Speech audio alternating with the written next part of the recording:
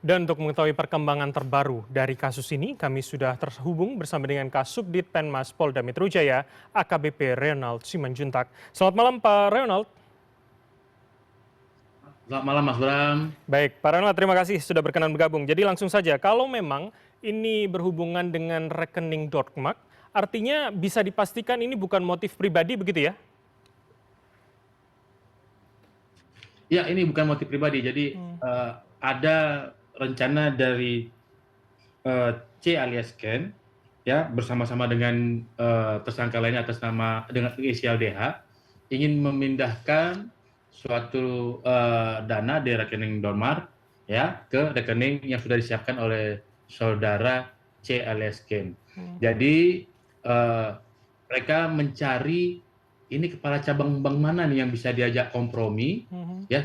Mereka sudah berusaha, ada beberapa kepala cabang yang mereka ajak diskusi untuk mau meluruskan aksinya mereka, ya. Ternyata tidak satupun dari kepala cabang tersebut setuju dengan aksi itu. Kemudian akhirnya tim memutuskan untuk ya udah kita tentukan siapa kepala cabang untuk kita culik, kita intimidasi dengan dua opsi. Saya ceritakan kesempatan ini dengan dua opsi. Opsi pertama adalah ya kita culik, mereka menculik salah satu kepala cabang bank, kemudian intimidasi dengan kekerasan maupun dengan ancaman. Kalau dia mau membantu, habis itu setelah memperlancarkan aksi mereka, setelah pindah dana dari rekening Dormar tersebut ke rekening yang mereka siapkan, itu nanti langsung dilepas korban tersebut. Oke, baik. Kemudian opsi kedua adalah diculik, kemudian dengan intimidasi dan kekerasan, kemudian terlaksana aksi mereka, habis itu dihilangkan atau dibunuh. Demikian Mas. Tapi dalam hal ini mereka memilih opsi pertama. Oke, baik Pak Reynald. Jadi artinya kalau memang opsi pertama, mengapa diakhiri dengan pembunuhan? Padahal kalau Anda katakan tadi rencananya adalah dilepaskan kembali. Apa yang kemudian spesifik kenapa Ilham Pradipta begitu, Pak Leonard? Ya, kenapa MIP itu mereka memberi salah acak? Ya, saya jelaskan di sini mereka memberi salah acak. Dan karena kartu nama dari saudara korban MIP itu ada di salah satu tim mereka, yaitu di Ken, ya di Ken, yang mana Ken memberikan kartu nama tersebut kepada tim surveillance, kemudian tim surveillance mencarilah ini kepala cabang ini, kemudian itulah akhirnya setelah tim surveillance mengikuti kegiatannya, kemudian akhirnya tim eksekutor penculikan ini menculik saudara korban, ya saudara NIP, ya kemudian itulah semua aksi itu berjalan. Namun tidak sesuai dengan rencana.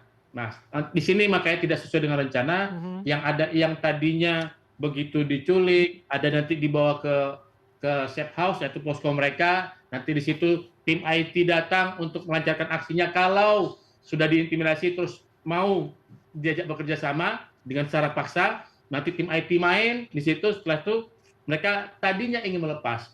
Nah, karena ini tidak berjalan dengan sesuai dengan rencana, akhirnya korban kehabisan tenaga karena terus meronta, ya, karena dibuktikan dengan hasil vaksin yang ada, korban terus meronta, akhirnya karena kehabisan tenaga dan kondisi lemas, korban dilepaslah di TKP, ditemukan korban dalam kondisi sudah tidak bernyawa di TKP. Namun dari keterangan para tersangka, pada saat dilepas itu masih ditaruh di situ, masih dalam kondisi bernafas dan bergerak, yaitu sudah lemas, tapi sudah lemas. Demikian Mas. Oke, jadi sebetulnya korban sampai meninggal dunia itu di luar semua skenario dan pembayangan dari para pelaku begitu ya, Pak Leonard? Saya konfirmasi.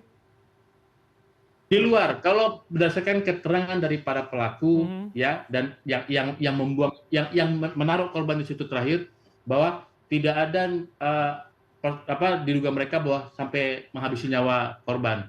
Tapi itu tetap kita dalami nanti, ya, ya, dengan alat bukti dan hasil, karena kan dari Pak Dirkrim juga menyampaikan bahwa toksikologi tetap akan kita ambil belum keluar dari hasil toksikologinya. Ya, jadi mohon waktu nanti apakah dari hasil pemeriksaan organ tubuh korban itu adakah unsur racun dan obat-obatan yang ditemukan dalam tubuh darah MIP. Baik, Pak Ronald, berarti artinya dengan semua skenario yang sudah matang, walaupun kemudian di luar dugaan korban meninggal dunia, artinya semua sudah disusun rapi, bahkan kalau polisi tadi mengatakan ada 4 klaster begitu, ini kemudian melibatkan seberapa besar sebetulnya dana yang akan dipindahkan dari Dokmart dan rekening yang sudah disiapkan tadi, Pak Leonard?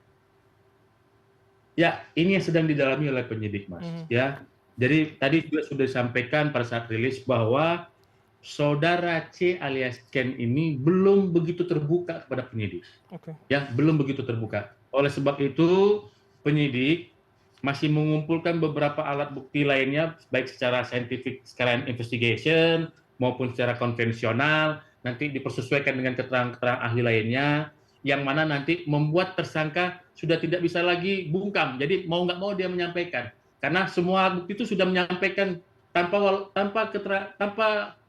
tersangka itu menyampaikan apa yang seharusnya, itu alat bukti sudah bicara semuanya. Baik. Jadi pada saat nanti penyidik ini loh kami temukan, ini sudah keterangan saksi dan ini hasil barang buktinya, kamu mau mengelak apa lagi, akhirnya di situ tersangka akan, jadi dibutuhkan kepiawaian penyidik, jadi mohon waktu, penyidik masih bekerja untuk membuat tersangka C alias K ini untuk menyampaikan apa yang Mhm. dana dari mana yang ada Oke, di baik. rekening Dorman itu dan kenapa dipindahkan. Oke, Pak Ronald, jadi sejauh ini sebetulnya bisa dipastikan atau belum, para pelaku ini sudah berapa kali melakukan aksi terstruktur dan terencana seperti ini begitu, Pak?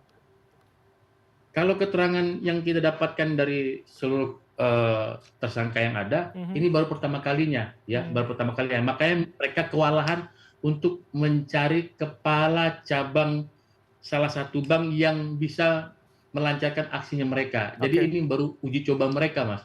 Nah, ternyata dalam uji coba ini rencana mereka tidak selancar apa yang mereka rencanakan.